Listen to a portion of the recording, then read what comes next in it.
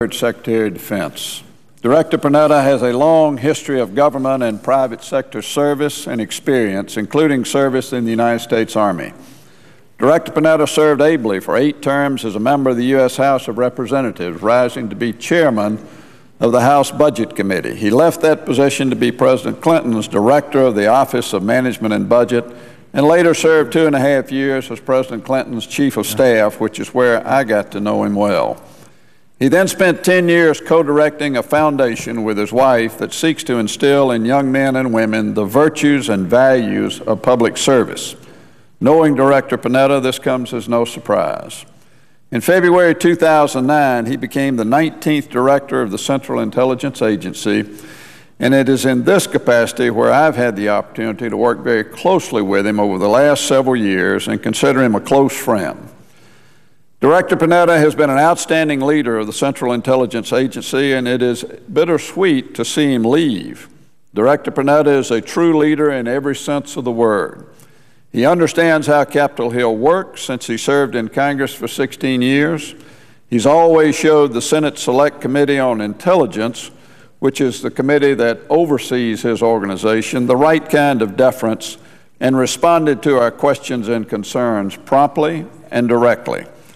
Although he leaves, the CIA he is not leaving the administration, and I am quite pleased that I will continue to have the opportunity to work with him as Secretary of Defense. I think he has the right qualifications for his new job. He understands budgets, and in this time of economic austerity, we need someone with that knowledge and his ability to understand and manage the resources of a huge organization like the Department of Defense. In his current capacity as director of the CIA, he has also worked and built strong partnerships with the Department of Defense, having been involved in the planning and execution of numerous joint operations, including, of course, the most recent operation against Osama bin Laden.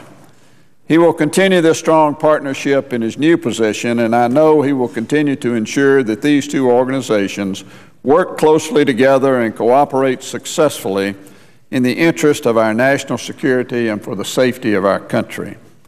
Director Panetta has a very challenging job ahead of him.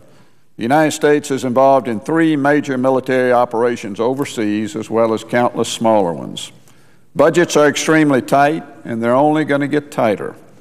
However, no country has the global interests and global responsibilities that the United States has, and for that reason, we need a military that can protect those interests and carry out those responsibilities. Director Panetta will need to decide how we do that, and will also help decide what, if anything, the United States can and needs to stop doing. He will also need to take responsibility for shaping our military to be prepared for the future. For the last decade, our military has necessarily been focused on fighting and winning the conflicts we are in, namely in Iraq and Afghanistan. We continue to meet that challenge, and I'm very optimistic that we, with the Afghan people, will prevail against insurgents in Afghanistan, just as we prevailed with the Iraqi people against insurgents in Iraq. However, we can't take our eyes off the future. As a nation, we have a very poor record of predicting where our next conflict will come from. I've heard it said that when Secretary McNamara had his confirmation hearing to be Secretary of Defense in 1961, no one asked him a question about a country called Vietnam. And when Secretary Rumsfeld had his confirmation hearing in 2001, no one asked him about Afghanistan. But in both cases, those were the issues that would dominate their tenure as Secretary of Defense. If I might say, Director Panetta, if a new global hotspot dominates your tenure as Secretary of Defense, there's a good chance it will be one that no one asked you about at your confirmation hearing. For this reason, our armed forces need to be prepared to fight conflicts that are unlike our current ones. We cannot and should not assume that the next war will be like the current one. We need to be prepared for both high-end and low-end conflict. And we need to be prepared not just so that we can fight and win these conflicts, but so that we can deter potential adversaries and not have to fight in the first place. I know that Leon Panetta realizes that, and I know he will continue to be committed to ensuring our military is as prepared as possible to meet whatever challenges may come our country's way.